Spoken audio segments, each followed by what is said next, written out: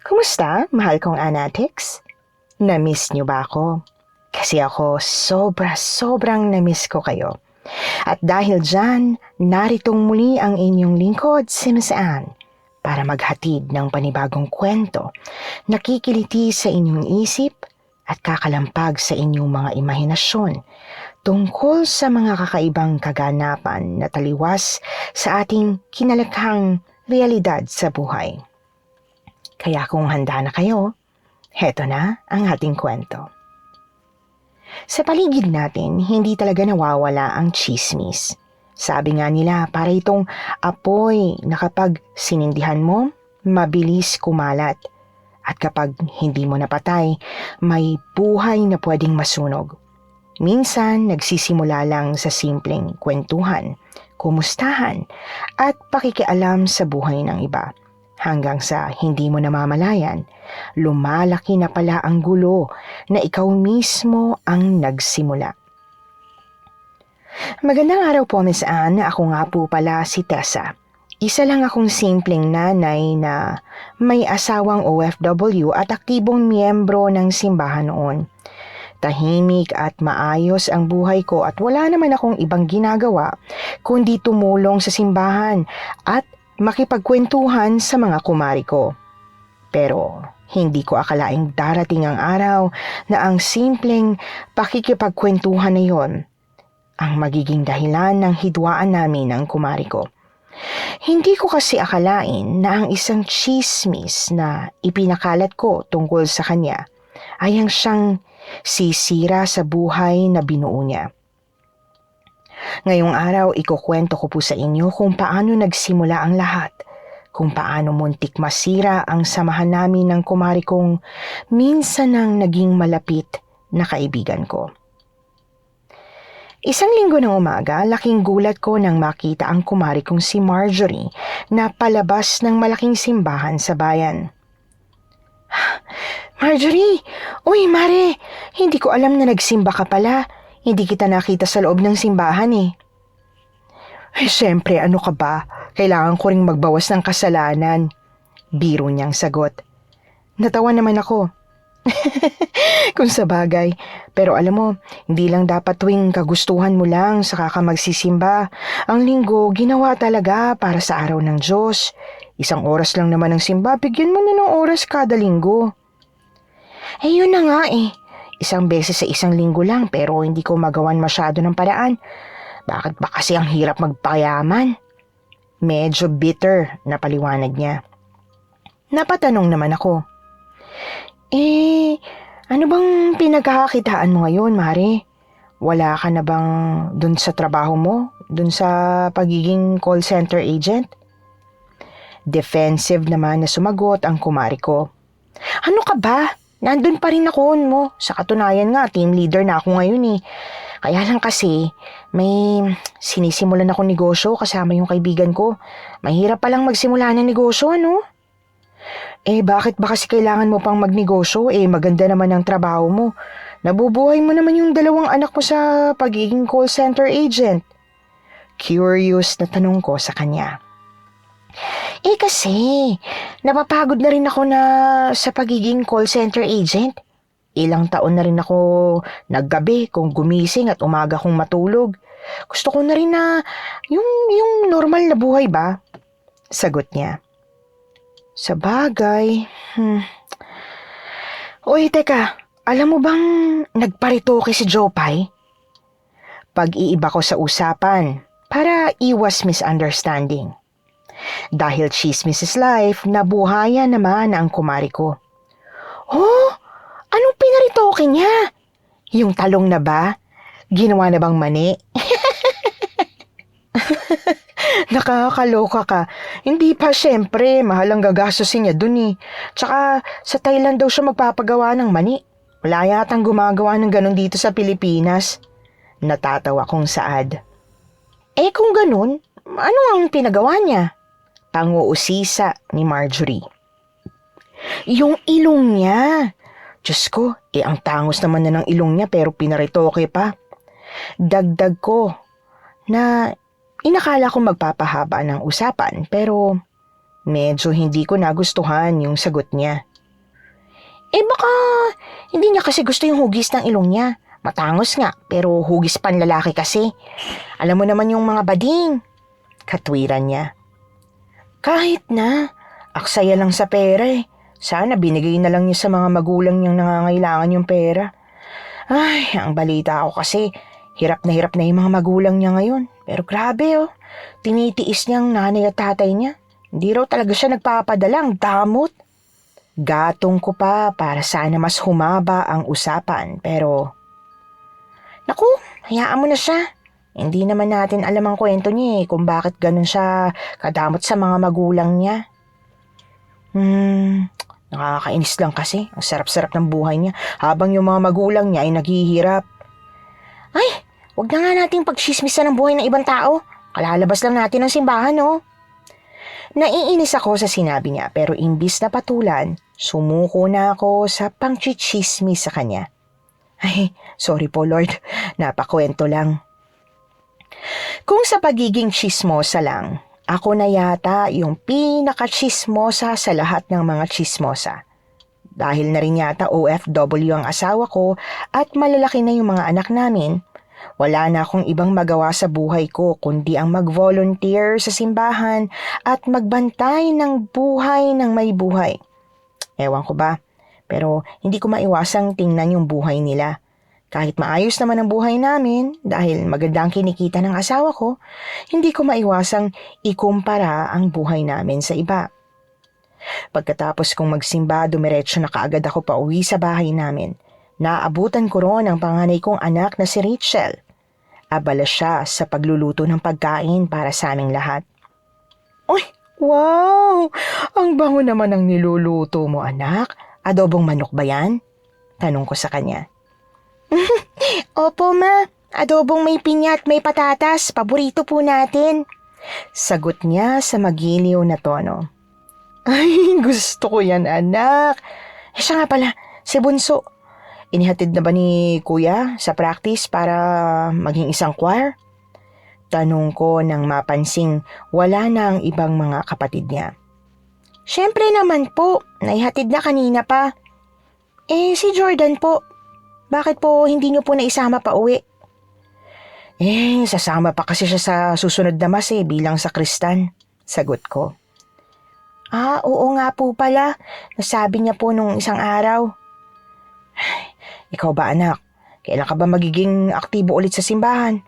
Alam mo bang namimiss ka na ni Father? Tinatanong niya ako palagi kung bakit hindi ka na nagsisimba.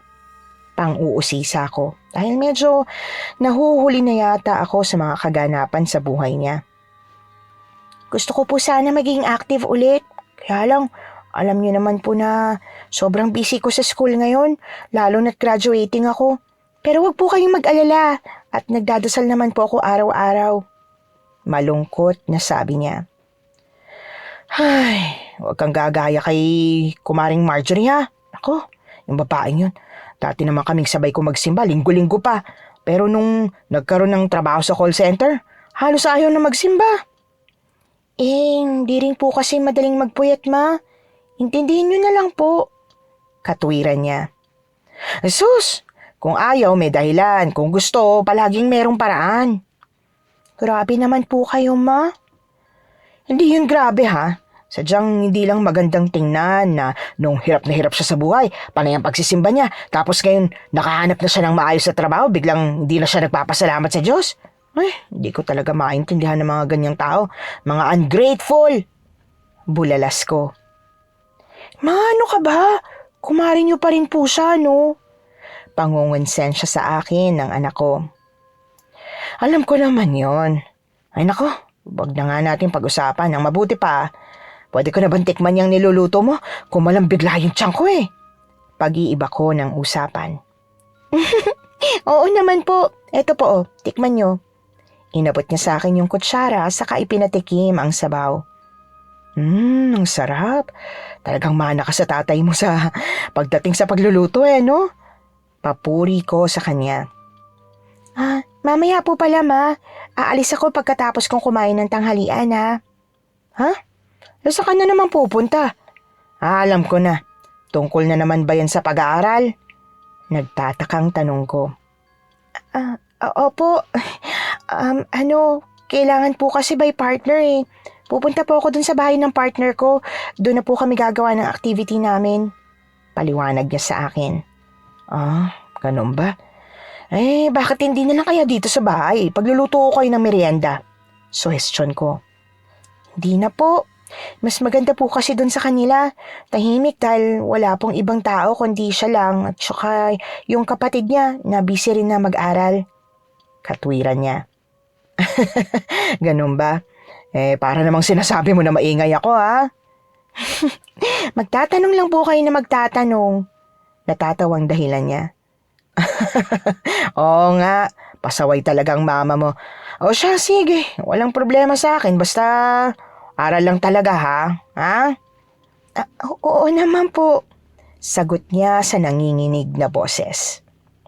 Hindi ko alam kung bakit, pero kakaiba talaga ang pakiramdam ko sa linggo-linggong pagpunta ni Rachel sa bahay ng sinasabi niyang kaklase niya. Hindi ko pa nakikilala yung classmate na yon, pero malaki naman ang tiwala ko sa anak ko. Kaya inisip ko na baka dala lang ng pag-aalala ko sa kanya bilang ina ang nararamdaman kong kakaiba. Kilala ko si Rachel. Ako ang nagpalaki sa kanya simula noon, kaya alam kong hindi siya gagawa ng isang bagay na alam niyang ikagagalit ko. Ilang araw ang nakalipas, nakita ko nang pumasok na si Jopay sa salon niya. Ilang linggo rin siyang hindi pumapasok at ang assistant niya lang ang nakikita ko sa salon, kaya alam kong tama ang nakuha kong chismis. Pagpasok ko pa lang sa salon, agad ko na siyang inusisa. Ay Mars, sa wakas, bumalik ka na. Ang katina ng ingrown ko eh. Gusto ko na sana magpalinis sa'yo. Alam mo naman, wala akong tiwala sa kahit na sino. Ikaw lang ang nakakapagtanggal ng ingrown ko na hindi ako nasusugatan. Napatawa siya habang inilalapag ang dala niyang bag. Ay Diyos ko, Tessa, paano ka kung wala ako? Natatawang tanong niya. Yun na nga. Kaya kinabahan ako na ang tagal mong bumalik eh. Matagal ba talagang gumaling kapag nagpaparitoke ng ilong? Bigla siyang natigilan at halatang nagulat sa tanong ko. Ha? Saan mo naman narinig yan? Napatawa ako. Nako, mabilis kumalat ang balita, ano? May nakakita raw sa'yo na may bandage ang ilong, kaya ayun. Totoo ba? Pero parang wala namang pinagbago. Napansin kong tila naiilang siya. Hindi naman ako nagparitoke. Napailing ako habang natatawa. Huwag kang mag-alala. Sa panahon ngayon, hindi na nakakaya yung pagpaparitoke. Uso na nga yun sa mga kabataan eh. Naiilang na yumuko si Jopay. Hindi talaga ako nagparitoke. Mars, nagka-problema yung ilong ko kaya kinailangan ko ipadoktor. Nanlaki ang mga mata ko. Ha? Ano problema? Huminga siya ng malalim bago nagsalita. Hindi ko na sana balak pang sabihin pero dahil kumalat na nga ang chismis, sasabihin ko na. Hindi kasi ako nakakapagpadala ng pera kina tatay sa loob ng 2 linggo. Sa galit niya, sinugod niya ako sa bahay. Tapos sinutok niya ako sa ilong, kaya ayun. Tumabi niya ang buto ko sa ilong, kaya kinailangan kong ipa-opera. Napahawak ako sa dibdib ko sa sobrang pagkabigla. Ha? Ay, Diyos ko. Kumusta naman na yung ilong mo? Ikaw naman kasi bakit hindi ka nagpapadala ng pera sa mga magulang mo? Mga magulang mo yun. Napabuntong hininga si Jopay. Pinanga-adik lang naman nilang dalawa eh. Kung di ko nga lang sila mahal, malamang na pinakulong ko na sila. Pati yung bunso kong kapatid adik na rin. Namumroblema nga ako kung paano ko sila patitigilan sa bisyo nila. Hindi ako makapaniwala sa narinig ko. Ay hala ka, adik pala yung pamilya mo. Bakit ngayon mo lang sinabi? Mapait siyang tumingin sa akin. Bakit ko naman ipagkakalat na adik yung pamilya ko? Ikaw nga lang sinasabihan ko eh. Tessa, ano sa tingin mong dapat kong gawin? Napabuntong hininga rin ako bago ko siya sinagot. Ay nako, tama lang na hindi ka nagbibigay sa kanila para wala silang magamit na pera pang adik. Pero dapat ipakulong mo na sila kung nagpupumilit silang hingan ka ng pera. Napailing si Jopay. Ewan ko ba? Bahala na lang si Lord. Bahagya akong ngumiti. Sumama ka na lang sa akin sa simbahan, tas magkumpisal ka ng mga kasalanan mo. Napakunot ang noo niya. Bakit parang ako patuloy ang may kasalanan? Napatawa ako. Kasalanan mo rin syempre dahil naayaan mo silang ganyan eh. Dapat nga pinakulong mo na. Maya-maya ay ngumiti na lamang siya at ibinalik ang usapan sa pakay ko. Pamilya ko pa rin sila, no? Ay naku, huwag na nga natin pag-usapan. Lilinisin ko na lang yung ingrown mo. Pedicure lang ba? Napangiti na lang ako kahit ang totoo, gusto ko pa sanang mangusisa. Halata kasing umiiwas siya. Ay, idamay mo na rin yung kamay para bongga. Medyo naawa ako sa kalagayan ni Jopay. Hindi niya pa sinasabi kasi sa akin ang tungkol doon. Hindi ko naman din alam na hindi totoo yung mga chismis na nababalitaan ko tungkol sa kanya. Kaya akala ko talaga hindi siya mabuting anak, na sarili niya lang ang iniintindi niya. Yun pala ay kabaliktaran. Kahit ganoon, hindi ako nakaramdam ng konsensya na ipinagkalat ko ang kwento na yon. Wala naman akong kasalanan eh. Hindi ko naman kasalanan na hindi niya ikinukwento sa akin, kaya iba tuloy ang pinaniwalaan ko noong una. Habang nililinisan ni Jopay ang mga kuko sa paa, nagkukwentuhan kami tungkol sa mga buhay namin at syempre tungkol na rin sa buhay ng iba. Hindi naman sana namin pag-uusapan si Marjorie, pero nang dumaan ang isang magandang kotse sa gilid ng parlor, napansin namin yon kaagad. Tahimik na pinanood ko ang paghinto nun sa harap ng bahay ni na Marjorie na kaagad nagpataas ng kilay ko. Lalo na nang bumukas ang pinto at lumabas ang isang lalaking nakasuot ng formal attire. Kumatok ito sa gate ni na Marjorie tsaka pumasok. Uy, nakita mo yung lalaking lumabas sa kotse? Napalingon din si Jopay sa direksyong tinitingnan ko. Oo, may bagong tsowa pala si Marjorie. Napailing ako. Naku, di ko alam. Wala siyang sinasabi sa akin eh. Hindi inalis ni Jopay ang tingin sa lalaki. Mukhang mabango at gwapo ano? Ganda ng likod eh. Napasimangot ako. Ewan ko, minsan kasi gwapo kapag nakatalikod tapos pangit pala kapag nakaharap. Napatawa si Jopay. Ay, kung sa bagay, tama ka naman.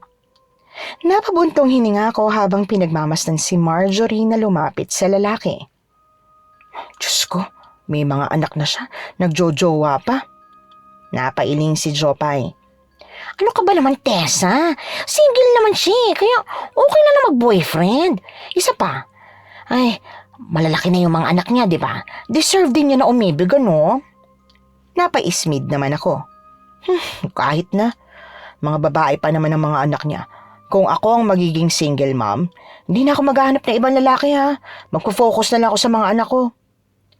Tumingin sa akin si Jopay na tila nagtataka. Ikaw yun, iba siya. At bakit ka ba ganyan sa kanya? Ha? Kumari mo yun. Di ba close kayo dati? Best friend pa nga kayo eh, tsaka inaanak niya yung anak mo. Ano nangyari? Takang tanong niya. Wala namang nangyari. Sadyang nakakainis lang. Naiinis lang ako sa kanya. Simula nung nakapagtrabaho siya sa call center tsaka kumita na ng malaki. Parang lumaki na yung ulo eh. Di na makausap.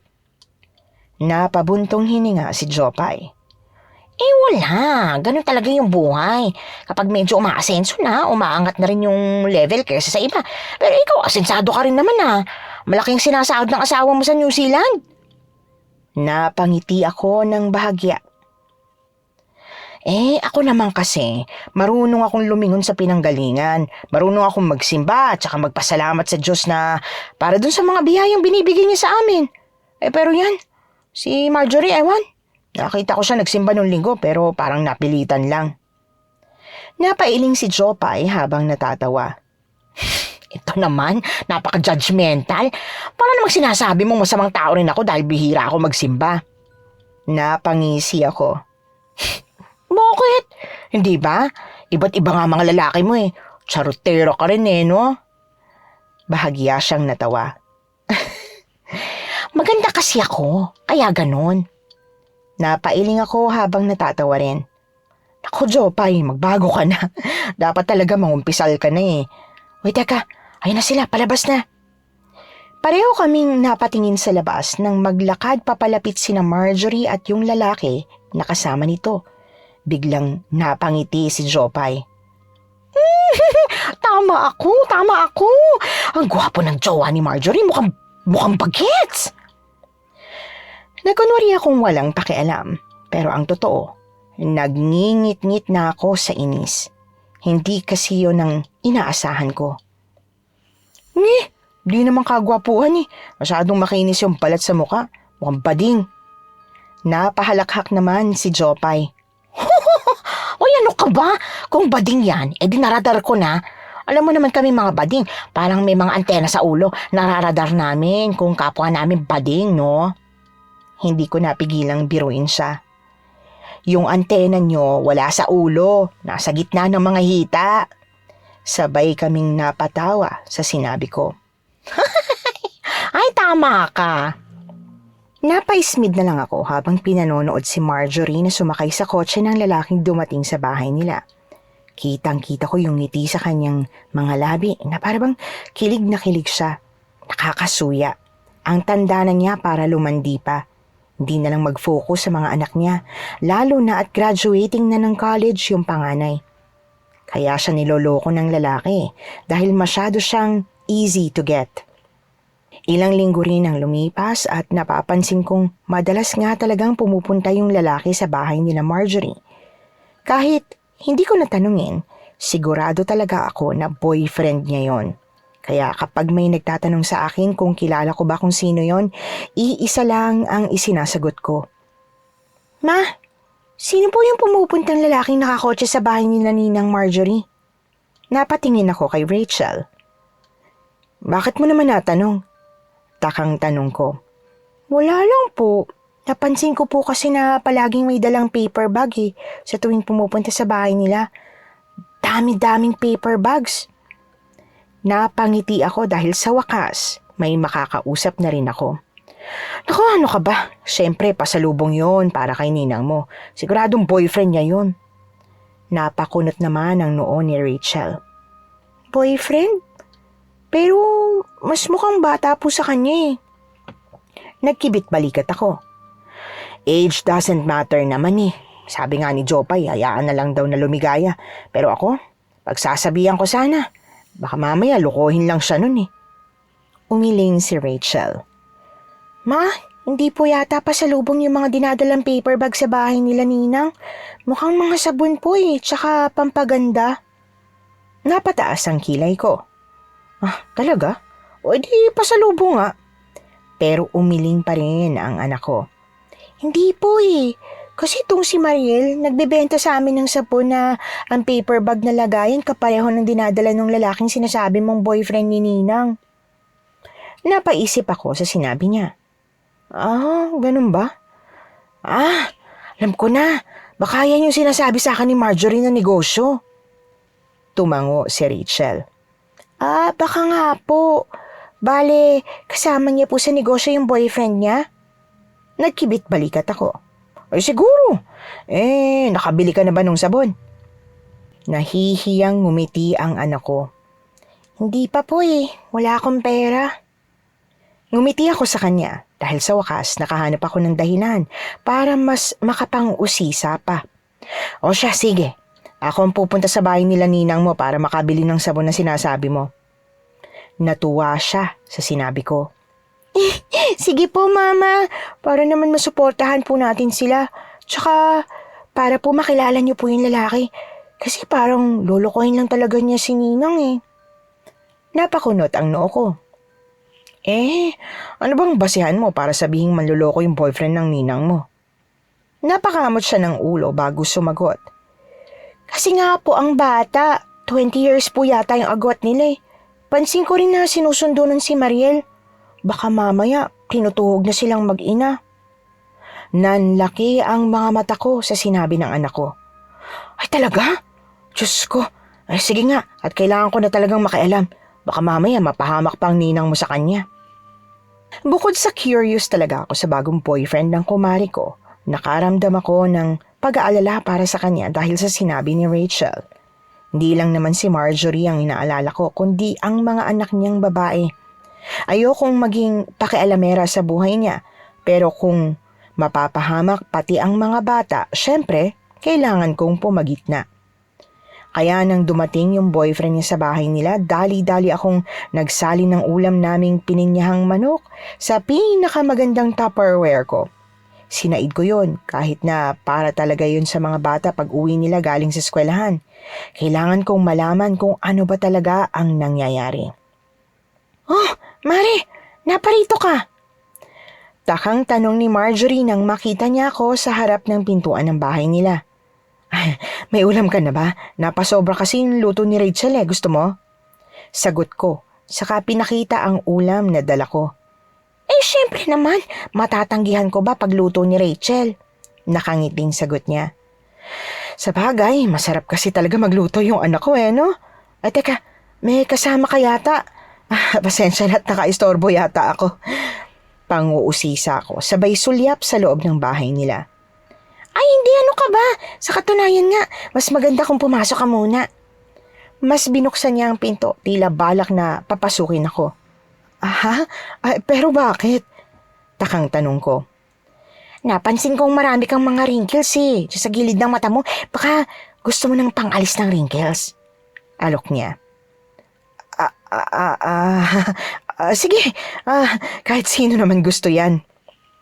Kahit sa totoo lang nasaktan ako sa sinabi niyang may wrinkles na ako sa gilid ng mga mata, kinimkim ko na lang. Mas curious akong makilala ang boyfriend niya kaysa ang masaktan sa wrinkles kung natural lang naman na magkaroon lalo na kapag tumatanda na. Pagpasok namin ng bahay niya, namangha ako sa itsura. Hindi kasi yon ang inaasahan kong itsura ng bahay ng isang single mom. Napakalinis sa loob. Ang dami pa niyang mga gamit na bago. Mga mukha pang mamahalin at brand new. Kaya nagtaka akong bigla. Hindi dapat ganito karangya ang buhay niya Wow! Ganda na ng bahay mo, Mare. Ngayon na lang ulit ako nakapasok dito. Ay, ang laki ng TV mo Ilang inches yan? Parang pangsine na Namamanghang panguusisa ko habang palingalinga sa bahay niya. 62 inches yan, Mare. Mas okay kasi yan dahil malalabo ng mga mata ng anak ko alam mo naman. Nakangiting paliwanag niya. Kung sa bagay. Pero ang laki masyado, baka naman lalong lumabo ang mga mata nila. Nag-aalala kong saad. Hindi naman sila maghahapon kung manood ng TV kapag lang may panonoorin silang series o kaya movie. Sagot niya. May wifi kayo? Curious na tanong ko. Siyempre, kailangan yun dahil nasa college na yung mga bata. Paliwanag niya. Paano mo na-afford? Grabe, di ko akalain na ganito na pala kaganda ang bahay mo. Hindi ko napigilang humanga sa mga naipundar niya na sa tingin ko galing sa hindi maganda. Kasi paano nga ba niya nakukumpleto ang ganito kung wala siyang asawa? Hindi ko kayang bilhin ng kasya yung mga yan, no? Puro installment. Pero paisa-isa lang naman ang kinukuha ko. Bale yung gas range ang huling installment ko. Bala ko kasing magtinda ng cake Natatawa niyang kwento. Wow! Ang super mamo talaga, Mare. Sarkastikong bulalas ko. Syempre naman, kailangan kong magdoble kayod dahil alam mo na, malaki na yung gastusin ng college. Prangka niyang sagot. Kung sa bagay, wala kang kasamang magtaguyod sa kanilang dalawa Mabuti nga at kinaya mo Siguradong proud si kumpare sa'yo sa langit. Papuri ko sa kanya. Para naman hindi niya isiping nagdududa ako sa kanya. Ay sana nga. At teka, nandiyan na pala si George. Siya yung business partner ko. George! Si Tessa, kumari ko. Ipinakilala nga ni Marjorie sa akin si George. Ang sinasabi niyang business partner niya pero alam kong may namamagitan sa kanilang dalawa. Marami silang sinabi sa akin tungkol sa kung paano gumagana yung business nila. Kung gusto ko raw ba, magpapamember din ako sa kanila para kumita rin ako. Kapag may naipamember ako sa kanila, may komisyon daw ako ron. Halos hindi ko maintindihan yung mga pinagsasasabi nila. Mas nakatutok kasi ako sa relasyon nilang dalawa. Tapos itong mga produkto, pwede mo pang ibenta. Doble ang kita mo rito. May kikitain ka pa sa membership. Masigla niyang paliwanag. Kaso ang mahal ng membership no? Magkano? 16,000? Sa susunod na lang siguro. Alam mo naman, wala naman akong sariling income Kaya kailangan ko magpaalam na muna sa kumpare mo. Sinubukan kong tumanggi nang hindi halatang namamahalan ako. Ay, sayang naman. Pero sana talaga, di ba? Mas okay kung kumikita ka habang nasa labas ka. Lalo ka na. Marami kang kakilala. Mas marami kang marirecruit. May panghihinayang niyang sabi. Ay, naku. Wala namang mga pera yon. Saan naman sila makakahanap ng 16 kyaw? Duda kong tanong. Alam mo, Mare, pagdating sa negosyo, kailangan mo talagang maglaan ng pera. Hindi ka naglalabas ng pera kahit magkano. Scam yun. Kumpiyansa niyang paliwanag. Hindi ba parang mas scam pa nga yung ang laki ng ilalabas mong pera? May pag-aalinlangan kong tanong. Naku, nag-aalangan ka ba na baka scam? May produkto namang ibibigay sa'yo. Ito nga ang dami. Pwede mong tubuan yan sa halagang gusto mo. O kung ayaw mo ibenta, di ikaw mismo gumamit. Pangungumbinsin niya habang itinuturo yung mga produkto. Sige. Ang mabuti pa, bibili na muna ako ng tig-iisa nito mga produkto mo para matesting ko kung ayos ba. Siyempre, para hindi ako mapahiya sa mga magiging customer ko, di ba? Paliwanag ko. Ay, tama ka dyan. Pero ako, tingnan mo, di mo ba napansin?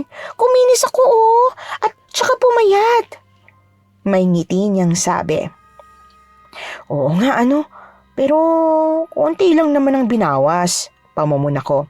Syempre, saglit ko pa lang naman nagagamit depensa niya. Mga ilang buwan ba? Inusisa ko. Mga 2 buwan pa lang, pero tingnan mo naman ang results May pagmamalaki niyang sabi. Sa bagay, pwede na rin. Teka, siya nga pala, business partner lang ba talaga kayo? Bigla kong naalala ang isang tsismisa namin ni Jopay. Aha? Oo naman, magkaibigan lang kami. Bakit? May kumakalat na naman bang tsismis? Boyfriend ko raw ba si George? Natatawa niyang tanong. Parang gano'n na nga. Kasi ang sabi, hinahatid sundo pa raw nitong si George ang panganay mong si Mariel. Kaya naisip ko nga na baka boyfriend mo. Ano ka ba? Kumari mo ko. Kaya bakit kailangan mo magtago? Direkta kong tanong. Talaga naman ang chismis, Mari. Ang bilis lumipad, Ay, hindi totoo na boyfriend ko itong si George. Basta, business partners lang kami. Hinahatid sundo niya si Mariel kasi sa totoo lang, sobrang close na namin At close na rin sila ng anak ko. Ay, ganun lang yun. Tsaka may boyfriend naman talaga ako. Hayaan mo at ipapakilala ko siya sa'yo. Natatawa niyang paliwanag. Talaga? Sino? Gulat kong tanong. Basta, makikilala mo rin siya. Darating na lang yun dito sa bahay. May ngiti niyang sagot. Sige, basta ipakilala mo sa akin at nang mahusgahan ko kung deserve ka ba niya. Natatawa kong sabi. Deserve na deserve niya ang magkaroon ng katulad ko, Pabiro niyang sagot. O siya, bibili na ako nitong mga sabon, tsaka nitong cream na sinasabi mong nakakatanggal ng wrinkles. Tapos, kakausapin ko rin yung asawa ko para malaman ko kung papayag ba siyang magpa-member ako sa negosyo niyo. Sagot ko sa kanya. Naku, maraming thank you talaga, Mariko. Napaka-supportive mo talaga. Masaya niyang pasasalamat na alam kong plastic lang naman. Syempre, what are friends for? Sige, at uuwi na ako. Kailangan ko nang mag-asikaso sa bahay at pauwi na yung mga anak ko. Pagkalabas ko ng bahay ni na Marjorie, isa lang ang nasabi ko. Kalokohan. Kalokohan ang sinasabi niyang hindi niya boyfriend ng lalaking yon samantalang sobrang close nila. Ang sabihin niya, baka Tinatago lang niya na boyfriend niya yon.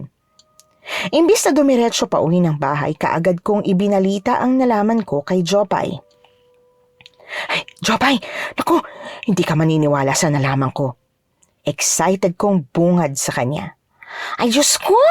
Napapunta ka pa talaga dito sa salon para lang mang-chismis? Pabiro niyang sagot. Hindi na ako makapaghintay na sabihin sa iyo to. Sa susunod na buwan na ulit ako makakapagpalinis ng kuko eh. Hindi ko na napigilang ikwento agad ang nalaman kong chismis. Oo na, sige na. Sabihin mo na, ano bang chismis mo? Natatawa naman niyang usisa. Alam mo ba, itinanggi ni Marjorie na boyfriend niya yung panayang dalaw sa bahay nila. Excited kong kwento. Ay talaga? Eh mukhang boyfriend niya eh. Palaging pumupunta. Gulat niyang sabi. Tumpak! Palagi nga talaga tapos hinahatid sundo pa si Mariel. Pagpapatunay ko. Naku, iba na yan nga. Napailing niyang sabi. Tapos, ang sabi niya, may boyfriend daw siyang iba. Eto naisip ko lang. Kasi, pagpasok ko sa bahay nila, grabe, ang sosyal. Ang TV, 62 inches. May oven pa na malaki, aircon, at basta, nakakagulat nga eh. Kung titingnan parang hindi afford ng isang call center agent lang tapos single mom pa. May pagdududa kong kwento. Uy, baka yung sinasabi niyang boyfriend niya, sugar daddy niya pala. Mapanghusga niyang hula. Yun na nga. Kasi hindi mo talaga mai-imagine na kaya niya yung ganitong klaseng buhay. Nagpapaaral pa siya ng 2 college. Pagsang-ayon ko. Naku, itsura pa lang ng kumari mo na yan. Mukhang madiskarte na talaga. Madiskarte sa lalaki eh. Mapanlait niyang komento. Alam mo, hindi ko maiwasang maawa sa kanya kasi kailangan niya pang gawin yung mga ganyan para lang masustentuhan yung pangangailangan niya sa buhay. May awa akong sabi. Ganun talaga. Kanya-kanyang pagsubok kasi sa buhay yan eh. Maswerte ka nga lang din dahil nagkaroon ka ng asawang nagtatrabaho sa ibang bansa na hindi mo na kailangan magtrabaho para makuha yung mga gusto mo. Paliwanag niya. Pinaghirapan naman namin yun, no? Ilang taon din kami naghirap bago siya nakarating sa ibang bansa. Pero hindi ko kailanman naisip na manlalaki para makuha yung gusto ko. Depensa ko. Iba-iba tayong tao, Mars. Hayaan mo na nga siya. May karma din naman yung mga ganyang klaseng tao. Dapat kasi pinaghirapan ng lahat. Hindi katulad ng ginagawa niya. Para mapabilis ang pag-asenso, gumagamit ng ibang tao. Kibit balikat niyang sabi. Nako, sinabi mo pa. Pagsang-ayon ko. Oh, ayan na pala yung mga anak mo, oh. Umuwi ka na at istorbo ka sa trabaho ko eh. Pabiro niya akong itinaboy. Ay sus, ang sabihin mo, tuwang-tuwa ka kasi nakakuha ka na naman ng chismis. Natatawa kong biro. Ay, oo na. May ichichismis na naman ako sa mga kliyente ko. Hindi pa man kumpirmado, pinamalita ko na sa mga kakilala ko ang nalalaman ko. Sa mga ka-churchmate namin noon ni Marjorie, sa mga kapitbahay, at kung kani-kaninong gusto ko lang pagkwentuhan. Hindi ko naman kasi alam na masama yung ginagawa ko. Akala ko nagkukwento lang talaga ako. Hanggang sa dumating na nga ang 1 linggo bago ang graduation day ng anak kong si Rachel. Siyempre, kailangan kong maging maganda. Agad akong dumiretso sa salon ni Jopay para magpa-rebond. Alam mo, Mars, mas okay sana kung magpakulot ka na lang this year. Palagi na lang rebonded ang buhok mo eh. Para naman bagong look. Suhestyon niya. Tingin mo? Nag-aalinlangan kong tanong. Oo naman. Akong nakakakita sa'yo, no? Kaya alam ko kung bagay sa'yo o hindi. Kumpiyansa niyang sagot. Sige, kung sa tingin mo mas bagay sa akin. Kaya lang, baka naman maalis agad ha? Nag-aalala kong tanong. Hindi naman kaagad maaalis. Basta, alagaan mo lang. Huwag mo masyadong ishampoo palagi. Aabot din yan ng 3 hanggang 6 na buwan. Paliwanag niya. Ay, sige. Basta yung maganda pa rin sa Lunes ha. Kailangan maganda ako sa graduation ni Rachel. Natatawa kong sabi. Ay, graduation na pala nila? Kaya pala, nagpariban si Marjorie kahapon. Nagpalagay pa nga ng nail extension eh. May pagtataka niyang sabi. Ay, mabutit na sabi mo.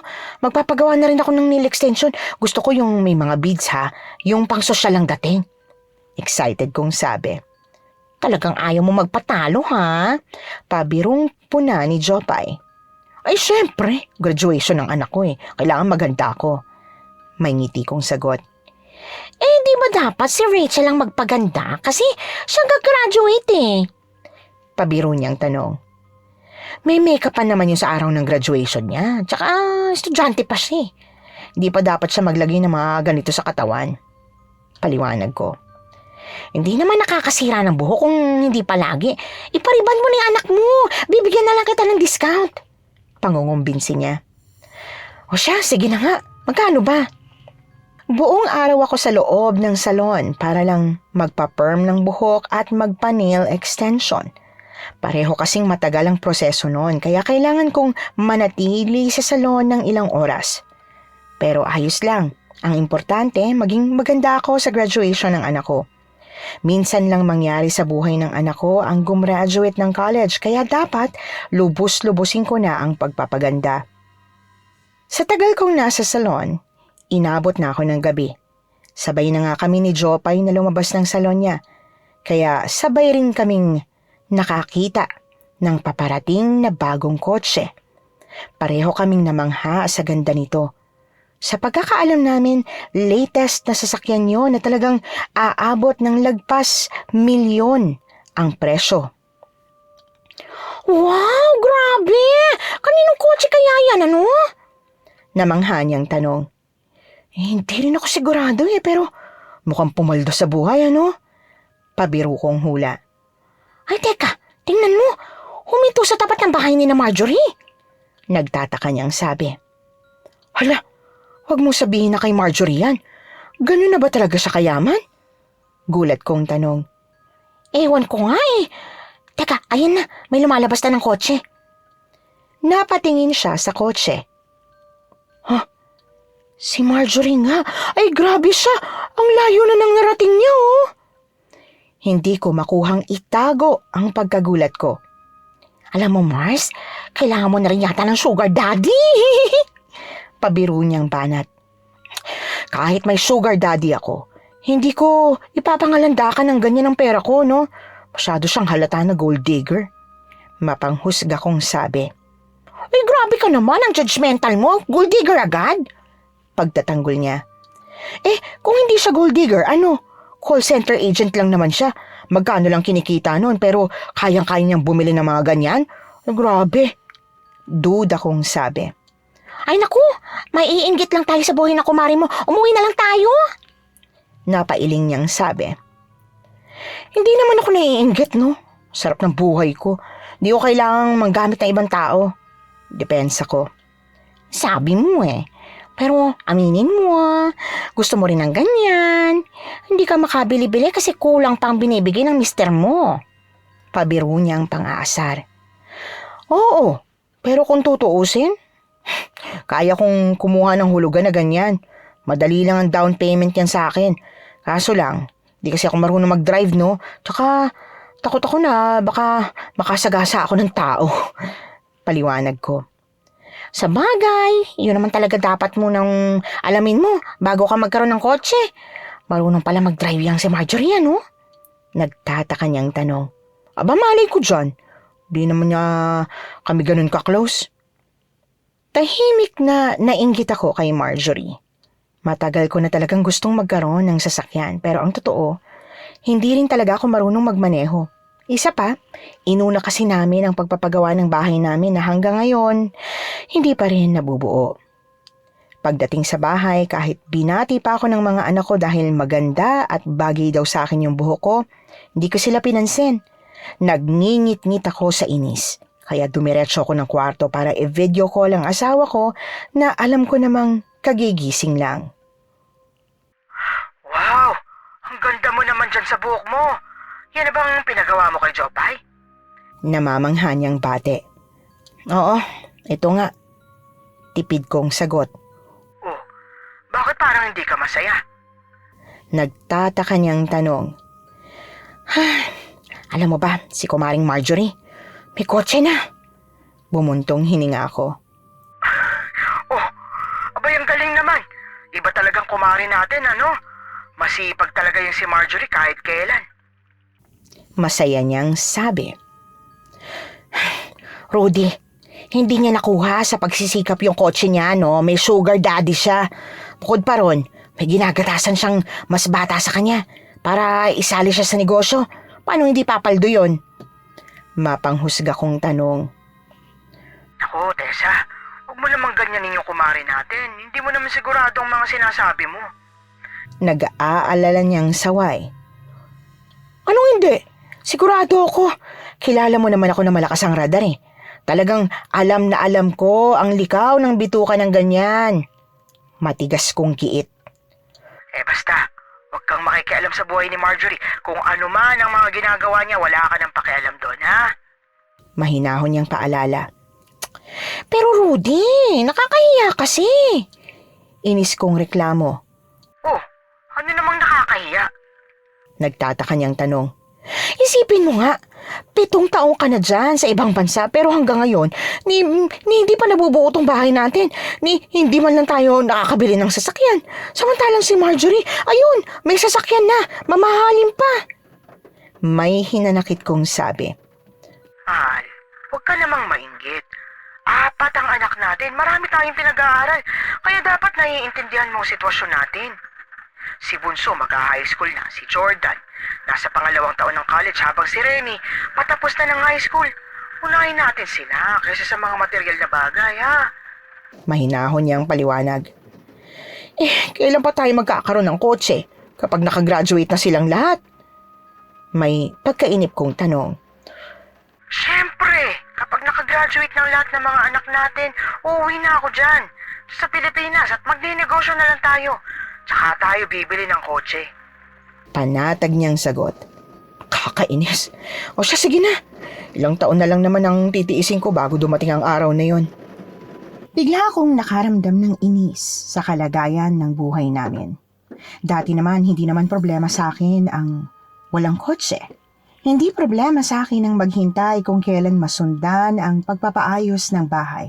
Pero dahil sa nakita kong mabilis na pag-asenso ni Marjorie, bigla akong na-pressure. Pakiramdam ko na pag-iiwanan na ako sa buhay. Pagdating ng linggo araw ng simba, ipinagdasal ko ang buhay naming pamilya. Nagdasal ako na sana maging maayos ang lahat at sana bigyan ako ng konting pasensya sa buhay para hindi ako makaramdam ng inggit. Nangumpisal na rin ako kasi alam ko sa sarili ko na masama ang makaramdam ng ganito.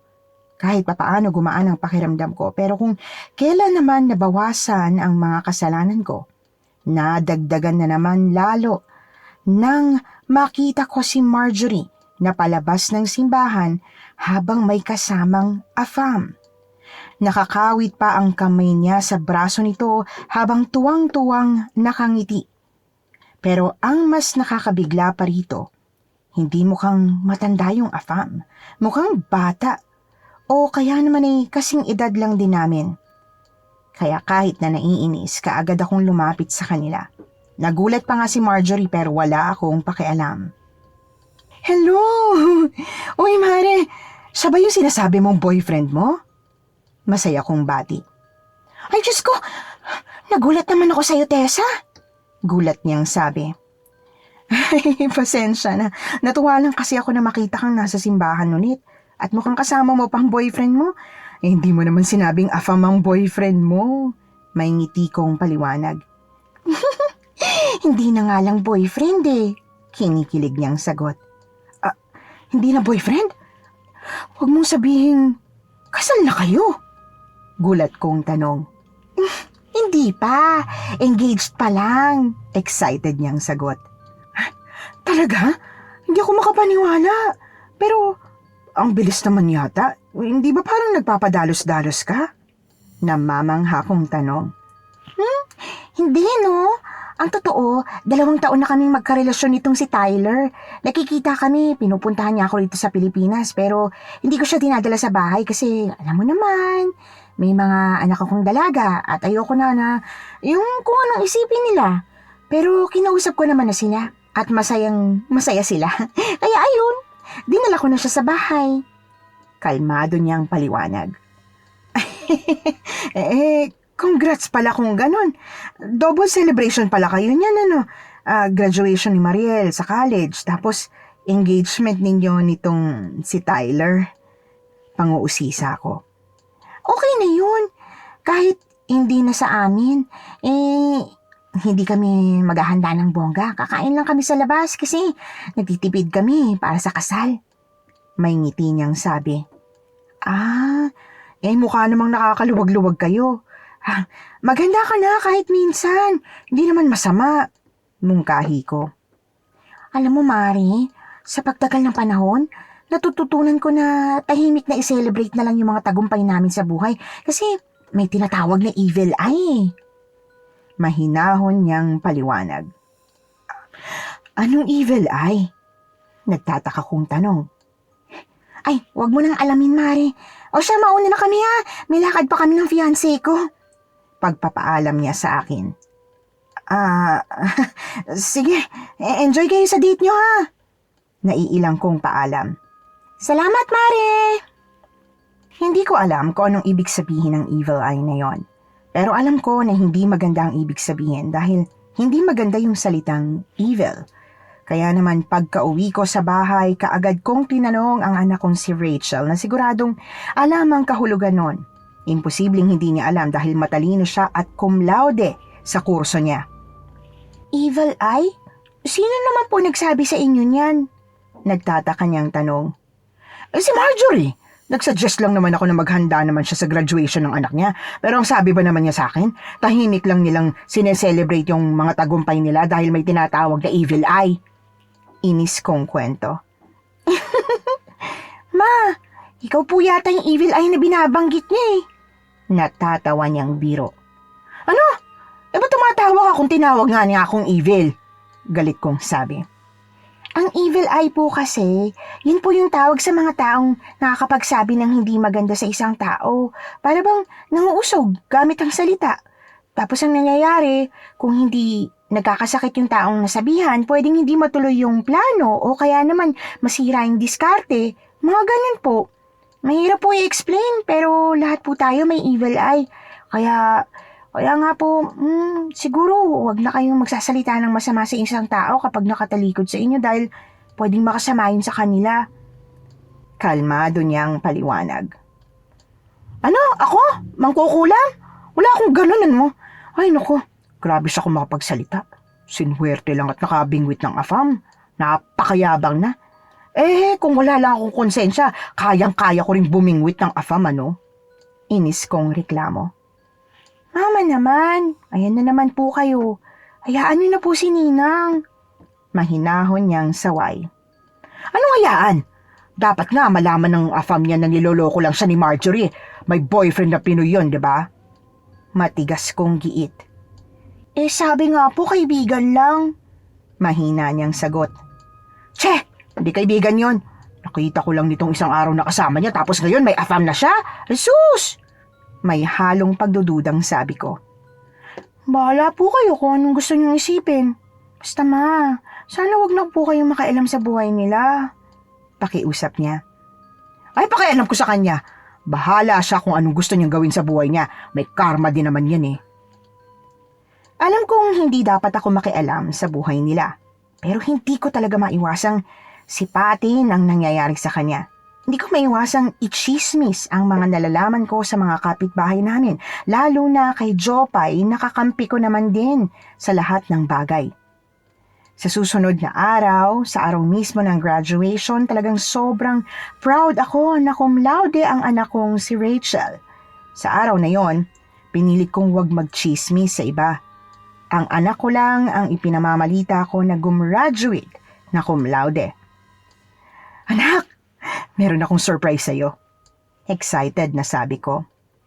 Talaga po, ma? Ano po yun? Sagot niya habang nakangiti. Pumikit ka muna. Pilit ko. Si mama naman talagang pinapakaban niyo pa po ako. Natatawang saad niya. Sige na, nak, pumikit ka na para makita mo na yung surprise namin para sa'yo. Natatawang pamimilit ko sa kanya. Sige na nga po. O, ayan po. Anya, pagkatapos ay pumikit. Ngayon, bumilang ka ng 1, 2, 3. Surprise!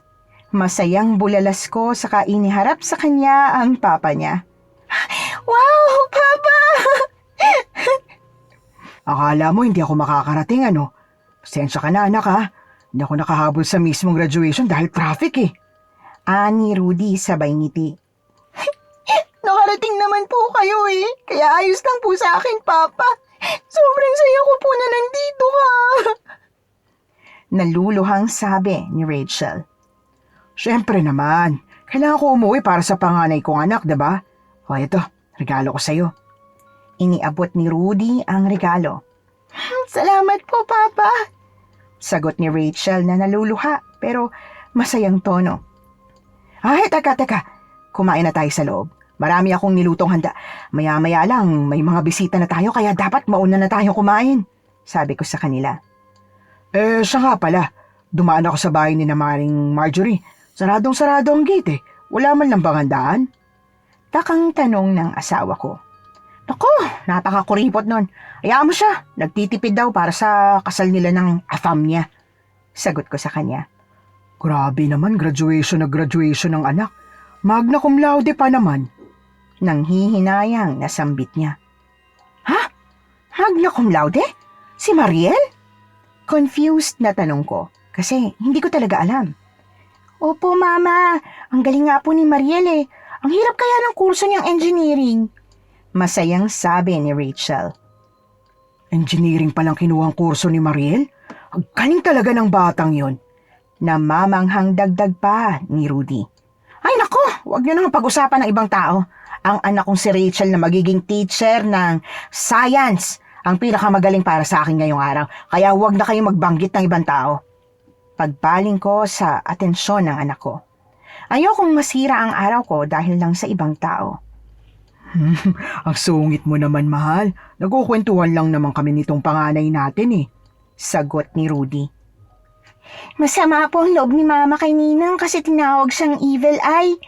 Pabirong sabi ni Rachel na hindi ko nagustuhan. Paano? Palaging nakabantay parang CCTV. Tumatawang gatong pa ng malokong asawa ko. Ay nako! Nagsama na naman kayo mag-ama. Naiiritang bulalas ko.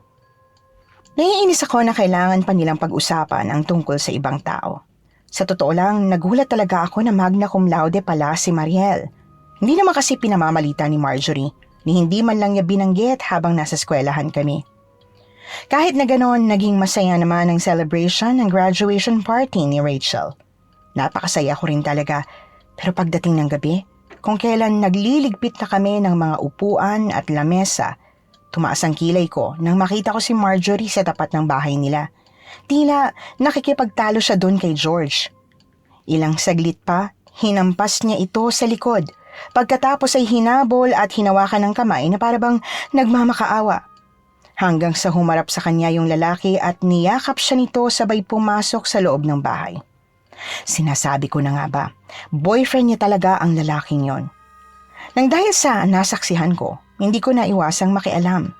Hindi ko kasi kayang hayaan lang na alam kong may taong masisira ang buhay kapag hindi ako kumilos. Kaya nang makita ko ang fiancé ni Marjorie na afam, hindi na ako nagdalawang isip na balaan ito tungkol sa kanya. Halos bumaluktot ang dila ko sa pag-iingles, maipaliwanag ko lang ang nakita ko. Pati na ang mga nalalaman ko at mukhang naniwala naman ito sa akin. Mars, nakita kitang kausap yung afam na boyfriend ni Marjorie, ha? Ano yun? Baka sinusulot mo na pala, ha? Pangaasar ni Jopay. Parang sirato. Siyempre hindi, no? Kinausap ko lang siya tungkol sa nakita kong kalukuhang ginagawa ni Marjorie. Sagot ko. Ha? Kalukuhan? Gulat na tanong niya. Ay nako, alam mo bang nakita ko yan sa mismong graduation ng anak niya. Kasama niya yung George na pinakilala niya sa akin bilang business partner niya. Ay, nagyakapan silang dalawa.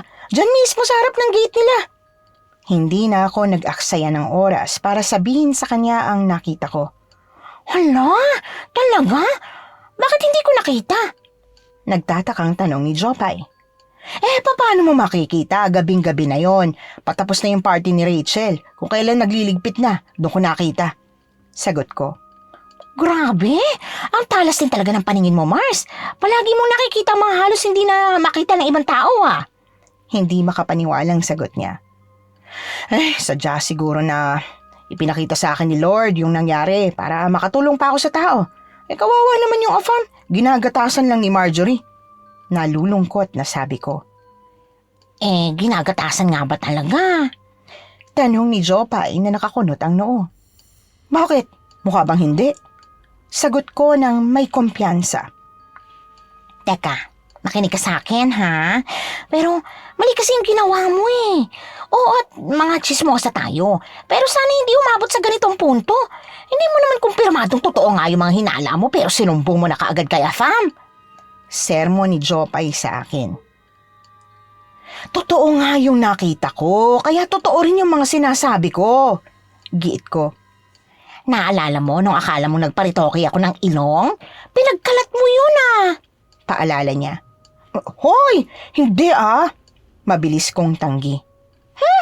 Alam ko naman na ikaw yun, ano? Hindi mo na kailangan mag-deny. Ikaw lang naman ang nakakita sa akin na may bantay sa ilong eh. Pero, hindi ako galit sa'yo. Kasi kung iisipin talagang gano'n na nga yung nangyari. Tsaka, magkaibigan tayo, kaya wala lang sa akin yun. Pero ito, kumari mo kasi si Marjorie. At saka, baka makasira ka ng relasyon dahil sa ginawa mo. Mahinahon niyang paliwanag. Ay nako, paano kung tama nga ako? Paano kung niloloko nga ni Marjorie yung afam? Depensa ko. Problema niya na yun. Kaya, hindi ka na dapat makisawsaw. At saka, wala namang sikretong hindi nabubunyag. Sabi niya. Ay, ewan, basta. Alam ko sa sarili ko na wala akong ginawang mali. Wala akong ginagawang masama. Malinis ang konsensya ko, no? Mariin kong saad. Di sige. Kung yan ang tingin mo sa sarili mo. Tugon niya bago napailing. Hindi ko nagustuhan ang tabas ng dila ni Jopay. Kaya imbis na kausapin pa siya, umalis na lang ako ng salon. Naiinis ako dahil parang si Marjorie pa yung kinakampihan niya. Kahit na alam naman niyang talagang mali yung ginagawa ng kumari ko. Na para bang mali ako dahil iniligtas ko yung afam sa posibleng panloloko sa kanya. Pagkalabas ko ng salon, saktong sumalubong sa akin ang hindi ko inaasahan na tagpo. Nakita ko si Marjorie na hinahabol ang afam niyang boyfriend palabas ng kanilang bahay. Iyak siya ng iyak habang yung afam ay sumakay na kaagad sa kotse. Sinubukan niyang humarang sa dadaanan nito pero sumigaw yung afam at sinabing umalis siya. Parang sa pelikula ko lang napapanood ang ganong klaseng eksena. Nakakaawa si Marjorie habang umiiyak na hinahabol ang kotse ng boyfriend niya. At ang masakla pa, napakaraming nakapanood ng nangyari. Napaismid ako habang pinanonood siyang bumagsak sa lupa. Ang nasa isip ko, tama lang yun sa kanya. Tama lang dahil masama ang ugali niya. Namamangka siya sa dalawang ilog eh. Habang nakatayo ako roon, hindi ko na malayang napalingon na pala siya sa direksyon ko. Ilang saglit pa, naglalakad na siya patungo sa akin. Akala ko hihingi siya ng tulong sa akin pero laking gulat ko nang makita ang galit na galit niyang mga mata. Kasunod nun ang malakas na pagsampal niya sa pisngi ko. Muntik na akong tumilapon sa lupa dahil sa lakas ng pagkakasampal niya sa akin. Buisit kang babae ka. Akala mo ba hindi ko alam na ikaw nagpapakalat kung ano-anong chismis sa akin, ha? Kumari pa naman din kita. Dapat ikaw ang kakampi ko pero anong ginagawa mo? Sinisiraan mo ako. Sigaw ni Marjorie sa akin. Peste ka! Wala kang karapatang sampalin ako, ha? Wala akong ginagawang mali, Marjorie. Alam mong ginawa mo. Kaya dapat handa kang mahuli ng jowa mong afam. Sigaw ko rin habang nag-aapoy sa galit. Wala akong ginawang masama! Giit niya. Kunwari ka pa. Kitang-kita ng dalawang mata ko kung paano kayo nagyakapan ni George. Ang sabi mo magkaibigan na kayo, tapos nagyayakapan kayo. Sinong niloloko mo? Kontra ko. Nagyakapan lang magkarelasyon ka agad? Pareho kaming niloko ng pinasukan naming negosyo, Tessa. Nawalan din ako ng malaking pera. Ganon din siya. Kaya ako sumiyakap dahil sobrang sama ng loob ko. Sobrang inis ko dahil akala ko opportunity ko na yon sa buhay. Pero naskam ako. Tapos anong ginawa mo ngayon? Sinabi mo sa fiancé ko na niloloko ko siya. Paliwanag niya bago tuluyang humagulgol. Ikaw kasi bakit kayo nagyayakapan sa labas ng bahay? Nauutal kong sagot. Pinalampas ko yung kumalat na chismis na may sugar daddy daw ako. Kaya nabibili ko na ang lahat ng mga gusto kong bilhin. Pero yung nagloloko ako, hindi ko ginawa yun, Tessa. Mahal na mahal ko si Tyler. Pagkatapos anong ginawa mo, ha? Walang hiya ka! Sigaw niya sa akin. Marjorie! Tama na yan! Halika, sasama kita umuwi sa bahay niyo. Sige na! Awat ni Jopay habang pinipigilan si Marjorie. Tessa, tandaan mo to. Kapag hindi bumalik sa akin si Tyler, lintik lang talaga ang walang gante. Buisit kang babae ka. Isusoli ko na sa iyo yung kandila mo. Banta niya bago nagpahila kay Jopay. Di sa uli mo, pakailam ko. Sagot ko nang may panunuya. Walang hiya ka talaga. Palasimba ka pa man din pero ugali mo pang demonyo. Sigaw niya. Ikaw ang demonyo! Gold digger! Kapit sa lalaki para magkapera! Mukhang pera! Balik na sigaw ko. Tandaan mo tong araw na to, Tessa! Pagsisisihan mong kakatihan ng dila mo! Huling sigaw niya sa akin bago siya tuluyang umalis. Hindi ako natakot sa mga banta ni Marjorie sa akin. Alam ko naman kasi sa sarili ko na mabait ako at wala akong ginagawang mali. Hindi ako naniniwala sa lahat ng mga sinabi niya. Alam ko naman na nagpapalusot lang siya eh. Sino ba naman ang aamin sa isang krimen? Naging kampante ako sa loob ng ilang buwan, lalo na't hindi ko naman na nakikita si Marjorie na lumalabas ng bahay nila. Ang nasa isip ko, hindi totoo ang mga pagbabantang sinabi niya sa akin. Mama, bakit po hindi na ako pinapansin ni Ninang? Nakasalubong ko po siya sa daan kahapon. Tsaka, parang problemado rin siya. Tanong sa akin ni Rachel. Magsasaulian na kami ng kandila, hindi mo ba nabalitaan? Sagot ko. Po, pero ano pong nangyari? Gulat na tanong niya. Sinumbong ko kasi siya dun sa afam niya. Ngayon ako nang sinisisi niya sa kagagahan na ginawa niya. Paliwanag ko. Ma, sinabi ko naman na po sa inyo na wag na po kayo makikialam sa buhay ni Ninang, diba? Ngayon, pati ako nadamay sa problema ninyo. Saway niya sa akin. Nako, pabayaan mo siya. Hindi ko rin naman gusto na magkaroon ng ganyang kalanding ninang ang anak ko, no? Baka mamaya mahawaan ka pa niya ng kalandian. Sabi ko na may halong pagkainis. Mama, saway niya. Ay nako, huwag na nga natin siya pag-usapan. Putol ko. Mama, tingnan niyo po sa bintana, oh. Sino po yun? Tawag niya sa akin. Ano? Iritable kong tugon. May mga tao po din sa tapat ng bahay nila, Ninang. Mukhang hinahatak po yung kotse niya. Sabi niya habang nakatanaw sa bintana. Ayan, yan ang sinasabi ko eh. Ang yabang-yabang kasi. Tingnan mo, akala ko binili niya installment pala. Buti nga sa kanya at wala na siyang may pagmamayabang. Sa susunod yan, buong bahay na niyang hahatakin dahil puro pala utang. Natatawa kong saad. Ma, huwag naman po kayong ganyan kay Ninang. Kahit papaano, may pinagsamahan naman po kayo eh. Pakiusap niya. Pinagsamahan? Kinalimutan niya nga ako simula nung umasenso siya kuno sa pagiging call center agent niya. Sagot ko ng may kapaitan. Paano po kayo hindi kakalimutan? Chinichismis nga po kasi siya. Diretsahan niyang sinabi. Ay naku, Rachel! Bahala ka sa kung anong gusto mong isipin. Basta ako, masaya ako dahil kinakarma na siya. Mariin kong saad. Tulad ng inaasahan ko, hindi nga lang talaga ang kotse niya ang nahatak. Pati na rin ang gas range, TV, at kung ano-ano pang mga gamit niya. Ang chismis, yung fiancé niyang afam ang nagbabayad ng lahat ng yon. Malaki naman din ang kita niya bilang team leader sa BPO company na pinapasukan niya, pero hindi yun sasapat sa lahat ng kaartihan niya sa buhay. Humahalakhak na sana ako sa lahat ng mga karmang nangyayari sa buhay niya. Bigla na lang akong nagising isang madaling araw. na nanginginig sa sobrang lamig.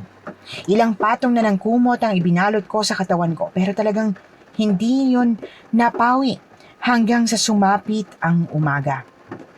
Mama, gising na po kayo. Malilate na po kayo sa simbahan. Sabi sa akin ni Rachel habang marahan niya akong ginising. Anak, ano kasi?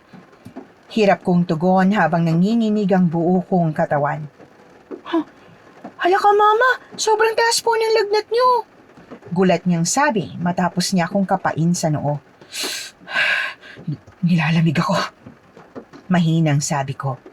Ay teka, pero napakainit po eh. Pawis na po kayo. Sigurado po ba kayo na nilalamig kayo? Nag-aalala niyang tanong. Oo. Patayin mo na nga yung electric fan. Pakiusap ko.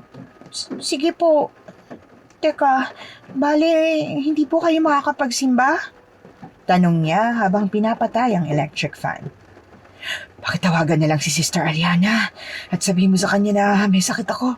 Kaya hindi ako makakapagsimba ngayon, naka. Pakiusap ko. Naku, kayo pa naman po yung nakatoka sa tagasagot ni Father. Paalala niya. Kaya nga eh. Mahina akong tugon.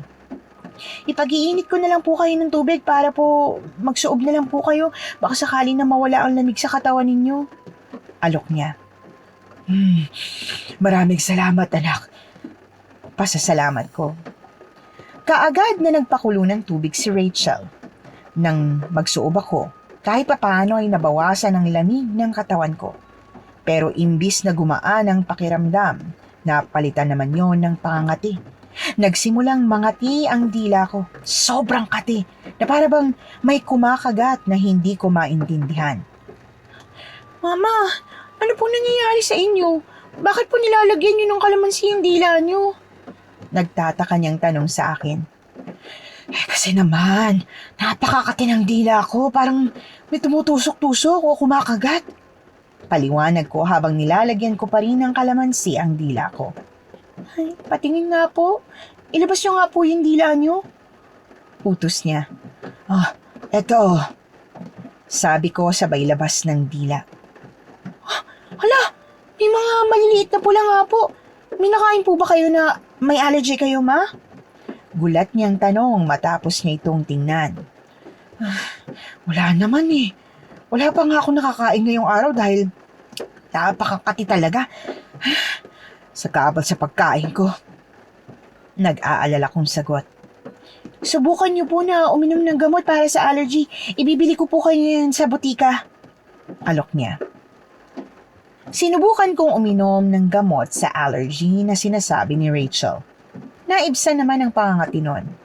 Kahit paano ay nakatulog ako ng mahimbing noong gabing yon. Pero nang magising ako kinabukasan, nagulantang na lang ako nang makita ang bibig ko na magang-maga. Halos hindi ako makapagsalita ng maayos. Kahit ang mga mata ko ay parang may kagat ng ipis dahil sa laki ng pantal sa talukap. Rachel! Anak! Diyos ko, ano to? Sigaw ko habang kinakapa ang bibig at mukha ko. Mama! Ano po nangyari? Hello, Mama! Ano po nangyari sa bibig mo at saka sa mata mo? Gulat na gulat niyang tanong nang makita niya ang itsura ko. Hindi ko alam, anak! Dali mo na ako sa doktor!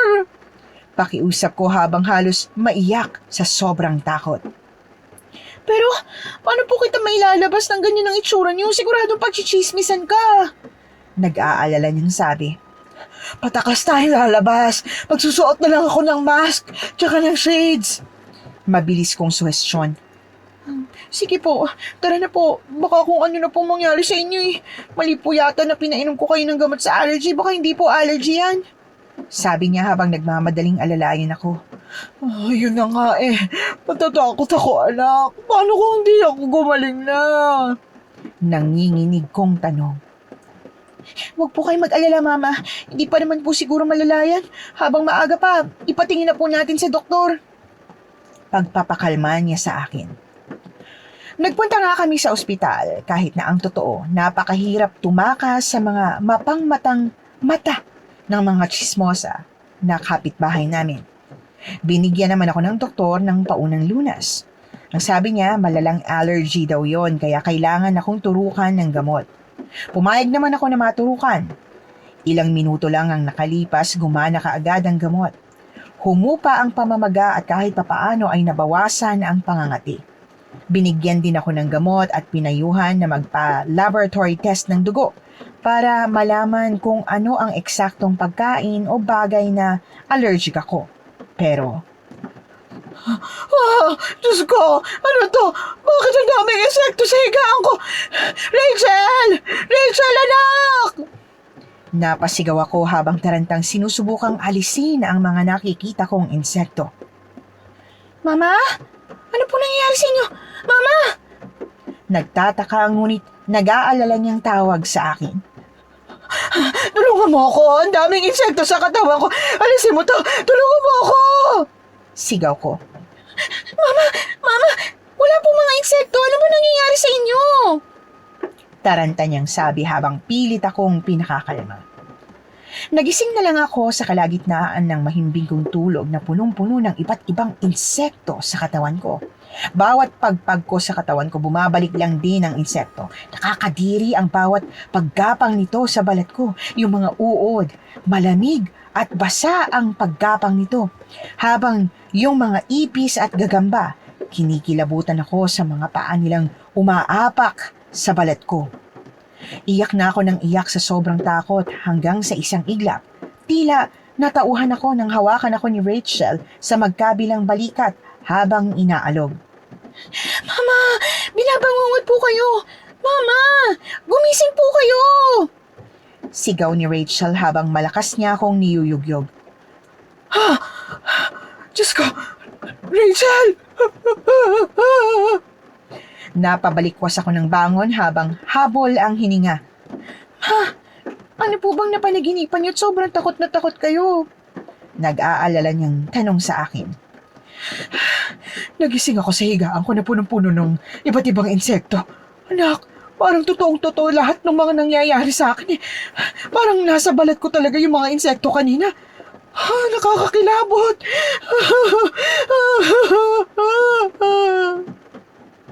Nanginginig kong kwento bago tuluyang humagulgol. Ma, wag po kayong mag-alala. Ho, panaginip lang po yun, hindi yun totoo. Pagpapakalma sa akin ng anak ko. Pero, parang totoo. Parang nasa loob talaga ng balat ko. Umiiyak kong sabi. Tahan na po, Mama. Tumahan na po kayo. Sabi niya habang mahigpit niya akong niyayakap.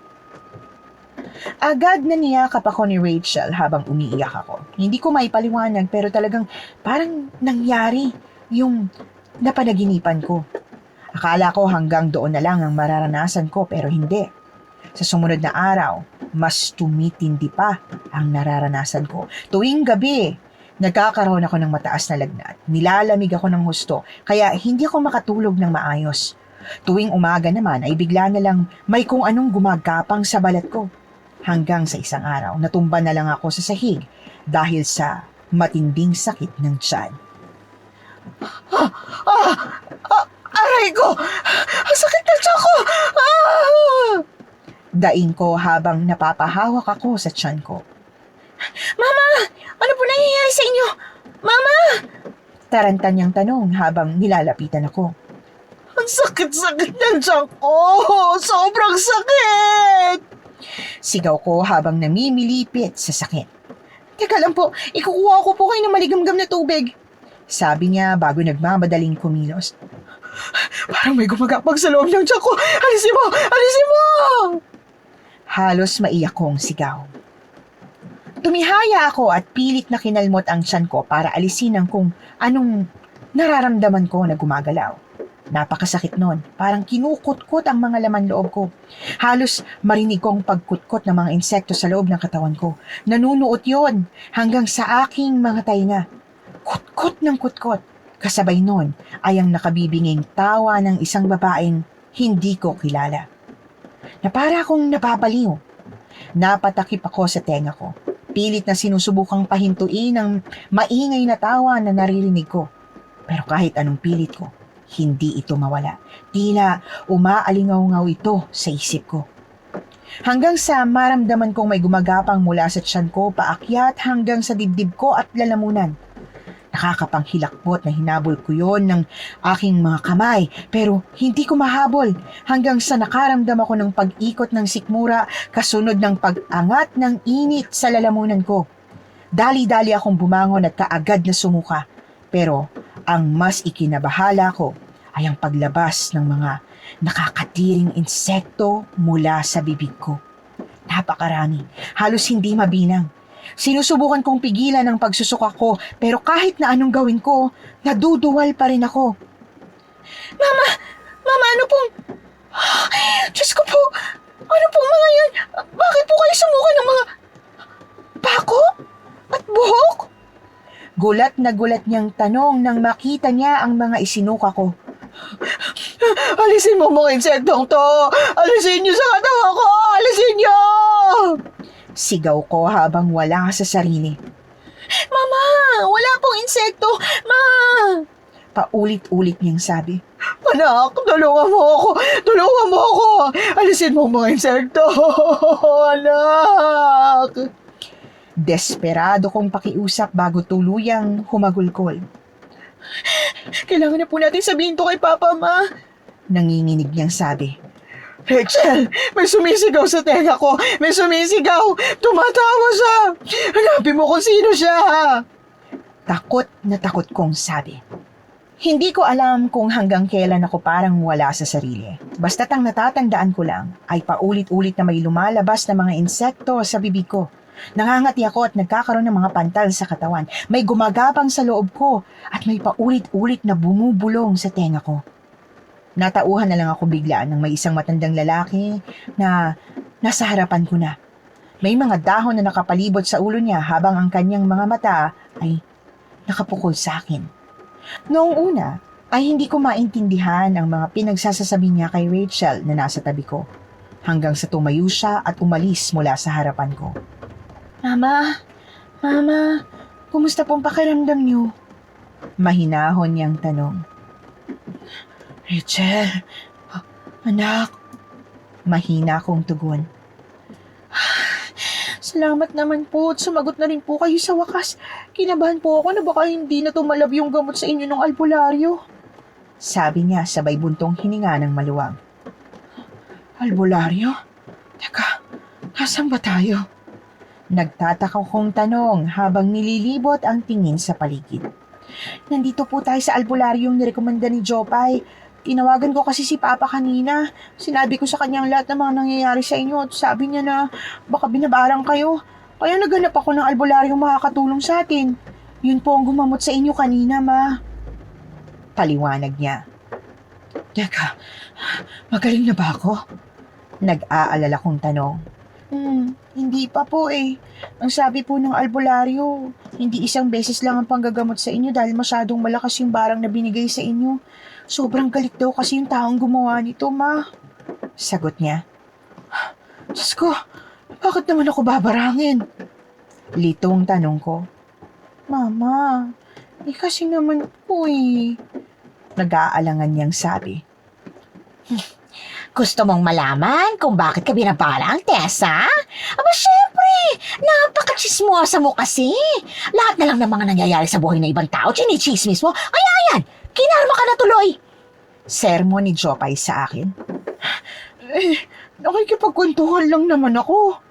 Mahinang depensa ko. Kahit na, nadamay pa tuloy ako sa'yo. Nabarang din ako pero madali lang naalis ng albularyo ang pambabarang sa akin. Kasi mababaw lang yung barang na binigay sa akin ng taong pinagkasalanan natin. Ay, nako, Diyos ko. Pero ikaw, malalaraw. At saka, ilang linggo mo na palang nararamdaman yan. Bakit hindi pa kayo naghanap kaagad ng albularyo? Tuloy-tuloy niyang sermon. Akala ko po kasi sakit lang eh. Kaya, dinala ko po siya sa ospital. Kung hindi ko pa sinabi kay Papa. Paliwanag ni Rachel. Sino naman kayong walang awang ng barang sa akin? Tanong ko. Hindi mo pa ba gets kung sino?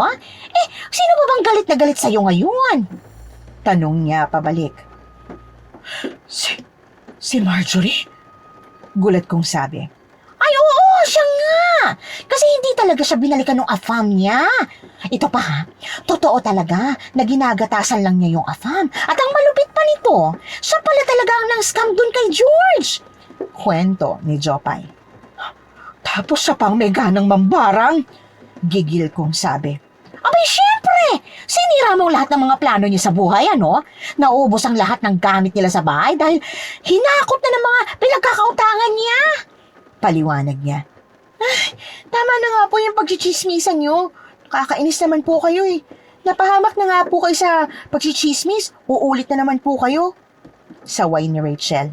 Sinasabi ko lang. Kasi ang lakas ng loob ng ninang mo na mangulam. Siya naman talaga may kasalanan. Depensa ni Jopay. Balimbing po kayo, no?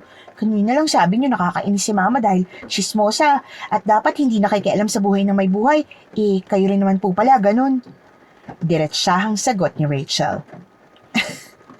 Tama nga naman ang anak ko, Jopay. Hayaan na natin siya. Pabayaan na natin kung anong gusto niya gawin sa buhay niya.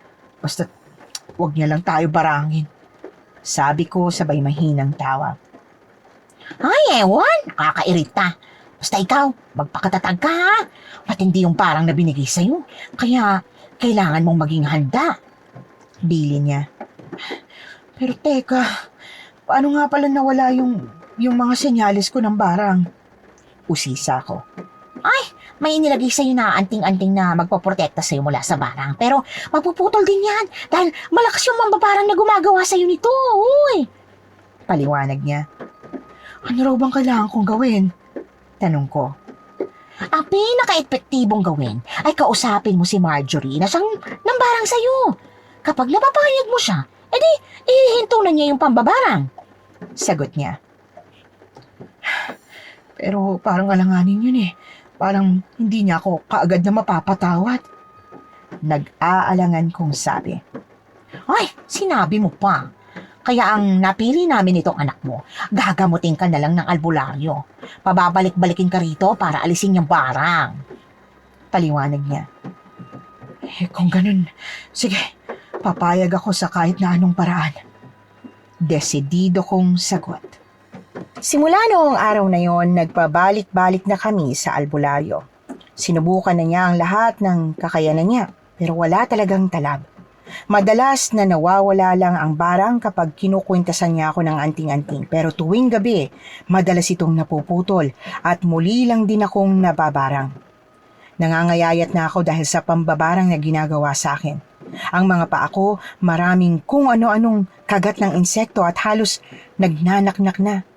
Ang labi ko ay nanunuyo at nagbibitak-bitak na rin. Kahit ang hibla ng buhok ko ay halos mabilis nang mapatid. Hal, Diyos ko, ano bang nangyayari sa'yo? Parang nagmukha ka ng 70 anyos. Awang-awa na sabi ni Rudy habang nakatingin sa akin sa video call.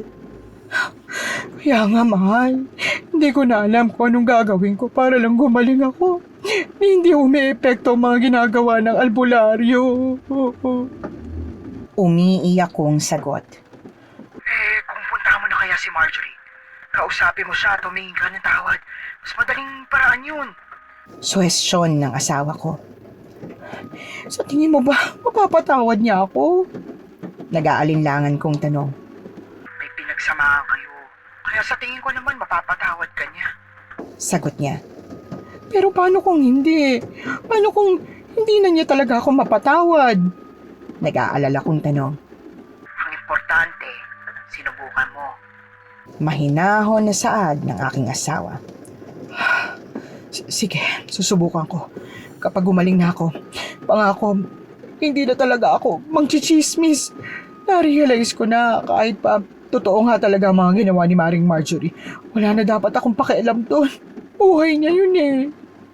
Umiiyak kong pangako. Yun na nga bang sinasabi ko sa iyo, mahal eh. Pero wala, nangyari na. Basta't alam mo na dapat sa susunod, ha? Dapat magtanda ka na sa nangyari sa iyo ngayon. Paalala niya. Pinag-isipan kong mabuti ang binabala kong pagkausap kay Marjorie. Hindi ko naman din kasi pwedeng kausapin siya na labag sa loob ko. Gusto kong bukal sa puso ko nakakausapin siya para humingi ng tawad. Dahil sa ganung paraan, kaya kong ipakita at iparamdam sa kanya na sincero ako sa mga sinasabi ko sa kanya. Nang tuluyan na nga akong makapagdesisyon, pumunta na ako sa bahay ni na Marjorie. Nakailang katok din ako sa kanila bago bumukas ang pinto at si Mariel ang bumungad sa akin. Kitang-kita ko ang gulat sa mukha niya nang makita ako.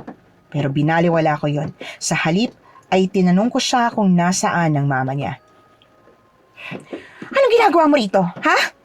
Sigaw ni Marjorie nang makita niya ako. "Marjorie, pasensya ka na. Hanggang maaari, ayoko sana talagang magpakita sa'yo pero..." Mahina akong sabi habang halos hindi na makatayo. "Ayaw mo magpakita pero nandito ka. Lakas din talaga ng tama mo, no?" Iritable niyang sagot. "Marjorie, alam kong ikaw ang nambarang sa akin. Pakiusap, itigil mo na. Nangihina na ako. Ang totoo, hirap na akong maglakad papunta rito. Hindi alam ng anak ko na lumabas ako ng bahay para pumunta dito sa'yo." Pakiusap ko habang pilit kong pinipigilan ang pagluha. "Ay, wala akong pakialam kung nangihina ka na. Ang gusto ko pa nga mamatay ka na para wala nang makikialam sa buhay ko." Malamig niyang tugon. "Marjorie, huwag ka namang ganyan, oh. Oo, alam ko na nagkamali ako. Tanggap kong tsismosa talaga ako at hindi ko napigilan ng sarili ko na magkwento tungkol sa mga nakikita ko. Kaya, patawarin mo na ako." Umiiyak kong pakiusap sa kanya. "Pag ba pinatawad kita, ano mapapala ko?" "Wala. Nasira na ang lahat ng plano ko sa buhay eh." Galit niyang sagot. "Marjorie, sorry. Sorry sa lahat ng mga nagawa ko sa'yo. Pero kung iisipin mo, mali din naman talaga yung mga ginawa mo eh. Marami pang paraan para yumamang ka. Hindi mo kailangan manloko ng mga lalaki." Sabi ko habang umiiyak. "At sa paanong paraan, ha? Wala na akong asawa, Tessa. Wala akong asawa na kagaya ng sayo na magsusustento sa lahat ng kapritsyo ko. At nung magkakaroon na nga, binawi mo pa, buwisit ka!" Sigaw niya sa akin. "Bakit kasi kailangan mo pa silang pagsabayin? Pwede namang yung fiancé mo na lang." Mahinahon kong tanong. "Wala ka nang pakialam sa kung anong gusto ko at ayaw kong gawin." "Tessa, ang hirap kasi sa'yo. Napaka-pakialamera mo. Kaya pagi sa'yo na mabarang habang buhay. Hindi ako titigil hanggat hindi pa kita napapatay." Nagngingit-ngit niyang sigaw. Hindi ko na napigilan ang sarili ko. Sinampal ko na siya ng napakalakas. Tuloy-tuloy na umagos ang mga luha sa mga mata ko, pababa sa pisngi ko. Napakasakit isipin na ganito na ang nangyari sa kanya. Dati naman siyang mabait. Pero simula nung mamatay ang asawa niya sa isang aksidente, nagkaganito na siya. "Sige, barangin mo na ako habang buhay, Marjorie. Pero itong tatanda mo, kung nakikita ka ng asawa mo ngayon na nasa langit na, ano sa tingin mong nararamdaman niya ngayon, ha? At ang mga anak mo, gusto ba nilang kung kani-kanino kang lalaki sumasama para lang makuha ang lahat ng mga gusto mong makuha?" Hindi nakapagsalita si Marjorie. Sa halip ay napatingin siya sa dalawa niyang anak na parehong umiiyak habang nakatingin sa kanya. Parehong mga hindi makapaniwala sa kayang gawin ng kanilang ina. Hindi ko na hinintay pa na magsalita siya. Sa halip ay umalis na ako sa bahay niya at tumiretso sa pilahan ng tricycle. Napakaraming nakatinging kapitbahay sa akin. Ang iba ay nagbubulong-bulungan. Ang iba'y diring-diri sa itsura ko. Pero wala na akong pakialam. Wala akong pakialam kung pagchismisan pa nila ako. Basta't ang gusto ko lang sa ngayon ay ang makarating sa simbahan kung saan ako madalas kumapit noon. Sa simbahan kung saan dapat mas doon pa ako pumunta noon pa. Nang makarating ako sa simbahan, hindi ko alam pero bigla na lang akong napahagulgol. Dire-diretso akong pumunta sa kumpisalan. Pagpasok ko roon, kinausap ko agad si Father. "Father, nagkasala po ako. Sinira ko po ang buhay ng kaibigan ko. At ngayon, pinarang niya ako dahil sa mga chismis na ipinakalat ko tungkol sa kanya. Opo, at totoo ang mga chismis na pinakalat ko, pero mali pa rin na nakailam ako sa buhay niya. Maling-mali na ako pa mismong kumare niyang naglagay sa kanya sa kalugmukan. Patawarin po sana ako ng Diyos. Marami pa akong ikinumpisal kay Father. Lahat ng mga kasalanan ko kahit na hindi yung mga pangchichismis na ginawa ko. Sa tagal kong palaging nagsisimba linggo-linggo, ngayon ko lang napagtanto na napakatagal ko na palang hindi nangungumpisal. Ang tagal ko nang hindi inaamin ang mga kasalanan ko.